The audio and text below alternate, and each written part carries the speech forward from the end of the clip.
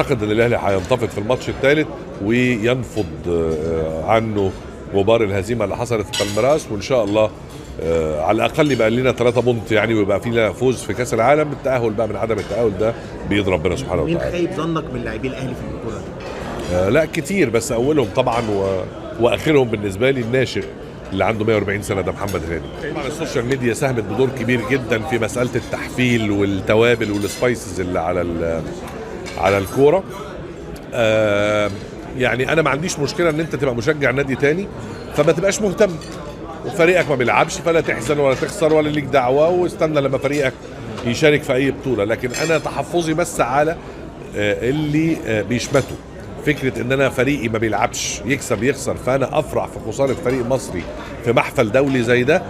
اكيد حاجه وحشه. احنا الهلال لما عمل ماتش حلو قدام ريال مدريد، رغم ان انا مش سعودي بس فرحنا جدا.